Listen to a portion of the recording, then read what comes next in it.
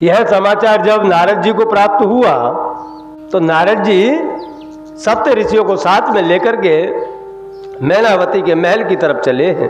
अब जब नारद जी मैनावती के महल की तरफ चल रहे हैं तो रास्ते में लोग बाग मिलते हैं और नारद जी से कह रहे हैं कि नारद जी ये सब आग आपकी लगाई हुई है, आप वहां मत जाना, नहीं तो आपका भला नहीं होगा, आपको खरी खोटी सुननी पड़ेगी। पर मेरे बंधु, मैं आपको इतना ही समझाना चाहता हूं कि ये भारत वर्ष का संत था जो जस अपजस से डरता नहीं। नारद जी ने कहा कि मैं अगर अपजस से डरने लग जाऊं तो हम भारतवर्ष के संत नहीं, इसलिए जो भी सुनना होगा मैं सुन लूंगा, पर जाऊंगा तो सही। इधर नारद जी सप्त ऋषियों को लेकर के मैनावती के पास में आए हैं। मैनावती ने उनको बहुत कुछ सुनाया है कि नारद जी, मैंने आपको ऐसा नहीं सोचा था कि आप मेरी पुत्री के साथ में ऐसा करोगे। मेरी पुत्री को आपने ऐसा मार्ग बताया कि ऐसा अमंगल वेशधारी उसको पति मिला। फिर नारद जी और सप्त ऋषियों ने माता पार्वती के पूर्व जन्म की कथा सुनाई है कि मैनावती ऐसा नहीं है कि ये पार्वती जी आज आपकी पुत्री है, ये पूर्व जन्म में भी दक्ष की पुत्री सती थी, तब भी ये महादेव जी के लिए ही ब्याही गई थी और आज भी महादेव जी के लिए ही ब्याही जाएंगी। आप इसमें हर्ष और शोक करने की कोई बात नहीं है, आप यहाँ चिंता मत कीजिए। सप्त ऋषियों के समझाने से माता मैनावती समझ गई है और फिर से आनंद मंगल का माहौल वहां तैयार हो गया है। अब आप हमेशा एक वस्तु विचार कर लेना, क्योंकि बुद्धि को समझाने से ही समझती है। अगर कोई संत, कोई महापुरुष आपके घर में पधारे तो वही आपकी बुद्धि को स्थिर कर सकता है, अन्यथा श्रद्धा को विश्वास के साथ में मिलने ना देगा। और जब तक श्रद्धा विश्वास के साथ में नहीं मिलेगी तब तक आपकी तपस्या सफल नहीं होगी, क्योंकि बुद्धि है, बुद्धि से भगवान प्राप्त नहीं हो सकते। इस पर एक बात याद आती है कि एक समुद्र के किनारे पर दो बच्चे खेल रहे थे और दोनों बच्चे खेलते खेलते एक बच्चे ने दूसरे बच्चे की शर्ट को फाड़ दिया। बुरसट को जब फाड़ दिया तो दूसरा वाला बच्चा रोने लगा, पहले वाला बच्चा वहां से भाग गया, क्यों बच्चों के अंदर तो ये तूफानी तो होती ही है, आपका नुकसान किया नहीं, भागे नहीं। उधर जब वो बच्चा रो रहा था तो वहां होकर के एक संत निकले, सिद्ध पुरुष थे, सिद्धियां उन्होंने प्राप्त कर रखी थी। इतने में संत ने देखा कोई बच्चा रो रहा है और संत का मन द्रवित हो गया, पसीज गया। तब संत ने उस बच्चे से कहा कि बेटा रो क्यों रहा है? अरे मेरे पास में इतनी सिद्धियां हैं, तुझे जिस चीज की कमी हो वह मुझसे मांग ले, मैं तुझे वह दे दूंगा। अब बच्चा रोते रोते तो बंद हो गया और उसके नेकर के जेब के अंदर हाथ डाला, नेकर में से उसने छोटी सी एक कटोरी निकाली और संत को कहा कि बाप जी, अगर आपके पास में सिद्धियां हैं तो मैं आपसे खाली इतना मांगता हूं कि इस समुद्र को इस कटोरी के अंदर रख दीजिए ताकि मैं उसको घर ले जाऊं। संत ने जब बच्चे की इतनी सी बात सुनी कि समुद्र को इस कटोरी में भर दीजिए, तो उन्हें स्वयं का ज्ञान उत्पन्न हुआ और विचार करने लगे कि मैंने आज तक इतनी सिद्धियां प्राप्त की, लेकिन मुझे मूल रूप आज समझ में आया है कि भगवान तो अथाह सागर है, उन सागर को बुद्धि रूपी कटोरी के अंदर कभी नहीं भरा जा सकता। बुद्धि एक कटोरी है, उसके अंदर अथाह सागर भगवान को नहीं भरा जा सकता। इसलिए उसने, संत ने वही उस बालक को हृदय से लगा लिया और कहा कि आज तूने मुझे गुरु ज्ञान दे दिया, मैं जिस चीज के लिए भटक रहा था बुद्धि का उपयोग करते करते, पर आज मुझे समझ में आया कि परब्रह्म परमात्मा अथाह सागर है, उनको बुद्धि रूपी कटोरी के अंदर मैं नहीं भर सकता। बच्चा आनंद में अपने घर चला गया। इसलिए कहते हैं कि बीच में मैनावती बुद्धि रूपे मैनावती जी आड़ी आई है कि मैं शादी नहीं होने दूंगी। जब संतों ने उन्हें समझाया तो वह समझ गई। इधर अलौकिक मंडप सजाया गया है। आप इतना विचार कर लेना कि तुलसीदास जी महाराज ने भी पर यहाँ पर शब्द नहीं है, इसलिए शब्दों के हिसाब से ही लिखा है कि वो बखान क्या कर सकते हैं इस चीज का। जहां इस जगत के माता पिता की शादी हो रही हो, उस शादी का बखान कौन कर सकता है। कभी बच्चे अपनी माँ के शादी का बखान नहीं कर सकते। यही कारण है तुलसीदास जी महाराज ने भी संक्षेप में अलौकिक मंडप का बखान किया है। और इधर माता पार्वती जी को सभी सहेलियां सजा रही हैं। महादेव जी मंडप में आकर के बैठ गए हैं। सभी विप्रों को, देवों को प्रणाम किया है। बैठे सेवा बे प्रण सेर नाई, हृदय सुमर निज प्रभु रघुराई, बहोरी मुने सन उमा बुलाई, कर सिंगारो सखी ले आई। इधर सभी ऋषि मुनियों ने कहा है कि उमा जी को लाई है और संदेश भेजा महल में, तो उनकी सखियां माता पार्वती को बहुत सुंदर रूप में सजा करके लाई है। क्योंकि सुंदरता का बखान यहाँ नहीं हो सकता। तुलसीदास जी महाराज की आप लिखी हुई राम कथा के अंदर देख लेना, सबका बखान किया होगा, सबकी सुंदरता का बखान किया होगा, लेकिन दो जगह उन्होंने बखान किया ही नहीं है। एक माँ जगदम्बा की शादी के रूप में श्रृंगार किया माँ का, उसका बखान नहीं किया। एक माता सीता का बखान नहीं किया। क्यों? क्योंकि माँ का बखान पुत्र कैसे कर सकता है।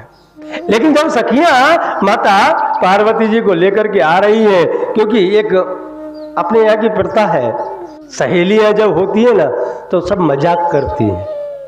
अब माता पार्वती के साथ में सहेलियां मजाक कर रही हैं। कहा पार्वती जी आप तो बहुत अच्छी जगह पे ब्याह करके जा रही हो, आपको किसी चीज की चिंता ही नहीं है।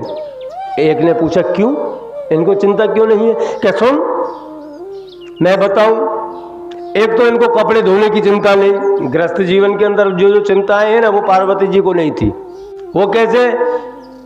क्या सुनो, एक तो कपड़ा धोने की चिंता नहीं, जो सुबह सुबह चिंता लग जाती है ना कपड़े भी धोने पूरे घर के, क्या उसका कारण? उसका कारण यही कि महादेव जी कपड़े ही नहीं पहनते। जो इंसान पहनता ही नहीं है उसका धोना ही क्या। दूसरी बोली और दूसरा एक कि दीपावली पे हर किसी को हमारे मकान साफ करना पड़ता है, इनको मकान साफ करने का भी चिंता नहीं है, क्योंकि मकान ही नहीं है। जहां मकान ही नहीं है तो वहां साफ क्या किया जाएगा।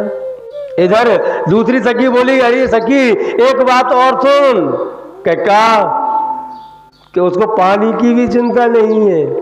कि क्यों पानी की चिंता क्यों नहीं है? कि पानी की चिंता यूं नहीं है कि महादेव जी के सिर से ही गंगा जी निकल रही है, प्यास लगे गिलास बढ़ाओ और पानी पी लो, कहीं भरने जाना नहीं, लेने जाना नहीं। क्या सखी ये बात सही है? वहां तो तीसरी सखी ने और मजाक कर दिया कि अरे सखी सुन, इनको लाइट बिल की भी चिंता नहीं है। कि क्यों? क्योंकि महादेव जी के सिर पर ही चंद्रमा रहते हैं, बिना बिल की लाइट जितनी बार यूज करें उतने कर सकते हैं, कभी अंधेरा होना ही नहीं है। ऐसे सखियां मजाक करते करते माता पार्वती जी को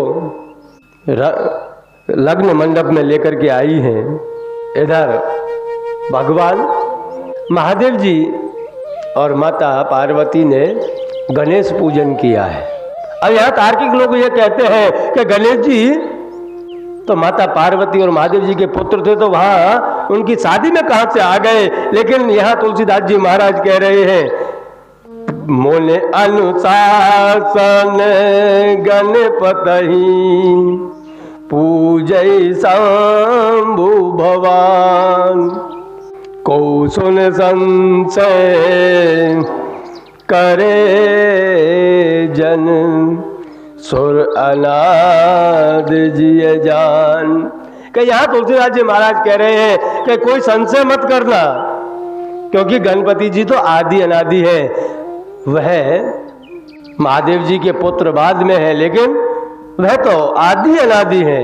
इसलिए आदि अनादि गणपति जी की पूजा की है। और पूजा करने के बाद यहाँ तो वेद भी परमर गणेश जी के कहते हैं आदि अनादि हैं। अब जब महादेव जी के 4 फेरा लेने का समय आया, इधर अग्निदेव को साक्षी में मान करके 4 फेरा ले रहे हैं। अब 4 फेरा कौन कौन से हैं, यहाँ हम सभी ग्रस्त जीवन में रहने वालों को समझना चाहिए। 4 फेरा है धर्म, अर्थ, काम और मोक्ष। इन चारों फेराओं को अगर हम समझ करके आगे बढ़े तो हमारा जीवन बहुत सफल हो जाएगा। पहला फेरा धर्म का है। उस समय महापुरुष कहते हैं कि हर जीव को पहला फेरा लेते समय वचन लेना चाहिए कि मैं गृहस्थ जीवन यापन करूंगा, लेकिन धर्म के अनुसार संकल्प रूप छोड़ते हैं। और दूसरा फेरा है अर्थ का। उस समय हर एक जीव को यही संकल्प करना चाहिए कि मैं अर्थ अर्जन करूंगा, कमाऊंगा जरूर, लेकिन नीति से धर्म के अनुसार उस अर्थ का अर्जन करूंगा। किसी का बुरा करके मैं धन नहीं कमाऊंगा, मैं धर्म के अनुसार धन कमाऊंगा। अगर धर्म के अनुसार आप धन कमाओगे तो आपके बच्चों के अंदर कभी अविवेक, अविश्वास और संस्कार रहित नहीं होंगे। अगर धर्म के अनुसार आपने धन कमाया है तो आपके बच्चों के अंदर भी संस्कार उत्पन्न होंगे। इधर तीजा फेरा जब बताया है महापुरुषों ने कि तीजा फेरा है काम का। यहां हर जीव को तीसरा फेरा लेते समय संकल्प करना चाहिए कि मैं धर्म के अनुसार काम को भोगूंगा, ताकि मेरा वंश आगे बढ़ सके, ना कि काम रहित जीवन हो जाए। इधर चौथा फेरा बताया है मोक्ष का। आप यहां विचार कर लीजिए, अगर आप शास्त्र के प्रमाण में जो अपना जीवन यापन करोगे, गृहस्थ जीवन भी शास्त्र के अनुसार चलोगे, तो आपका मोक्ष पक्का है। सबसे पहले धर्म को पकड़ना है। तो धर्म के साथ में जो भी धन कमाया जाए उसका उतना ही उपयोग करना है धर्म के अनुसार। और धर्म के अनुसार ही आपको आपका काम भोगना है कि आपका वंश आगे बढ़ सके। जो ये 3 चीजें आप नियमित धर्म के अनुसार करोगे तो मोक्ष आपको सरलता से प्राप्त हो जाएगा। इधर विश्वास और श्रद्धा की शादी हो चुकी है। सभी देवगण महादेव जी और माता पार्वती के साथ में कैलाश पर आए हैं और सभी देवों ने माता पार्वती और महादेव जी की स्तुति की है। स्तुति करके सब अपने अपने हिसाब से विदाई लेकर के वहां से प्रस्थान कर चुके हैं। महादेव जी और माता पार्वती ने कैलाश पर रहकर के अनेकों वर्षों तक आनंद दिनों निकाले हैं। उसी क्षण कार्तिकेय जी का जन्म हो चुका है। अब आप एक वस्तु हमेशा याद रखना, यहाँ तुलसीदास जी महाराज बहुत स्पष्ट करते हुए जा रहे हैं कि श्रद्धा और विश्वास की शादी हो गई है, तब ये दोनों एक हो जाते हैं, तब आपको पुरुषार्थ का जन्म होता है। और वह पुरुषार्थ जब जन्म चुका होता है तब संशय रूपी तारकासुर का वध करता है। कार्तिकेय जी ने तारकासुर का वध किया है। अब यहाँ पे हमारे अकेला पुरुषार्थ भी किसी काम का नहीं है, अगर उसका भाई ना हो तो। यहाँ तुलसीदास जी महाराज कह रहे हैं कि श्रद्धा और विश्वास का पुत्र कार्तिकेय के रूप में जन्म लिया है पुरुषार्थ ने, तो अकेले पुरुषार्थ करते रहने से भी कार्य कभी सफल नहीं होते। उसका भाई गणपति जी भी चाहिए, जिसे यहाँ महापुरुष विवेक कहते हैं। अगर विवेक नहीं है तो पुरुषार्थ किसी काम का नहीं है। जैसे परशुराम जी के पास में पुरुषार्थ था, उन्होंने 21 बार इस पृथ्वी को, क्षत्रियों को क्षत्रिय विहीन किया था, क्षत्रियों को दंड दिया था, लेकिन वहां विवेक नहीं था, इसलिए बार बार क्षत्रियों को दंड देना पड़ रहा था। ऐसे ही तुलसीदास जी महाराज कह रहे हैं, जब तक विवेक रूपी गणपति जी विश्वास और श्रद्धा के यहाँ जन्म नहीं लेते, तब तक पुरुषार्थ भी किसी काम का नहीं है। इधर गणपति जी का भी जन्म हो चुका है, भगवान अपनी लीलाएं कर रहे हैं कैलाश के ऊपर।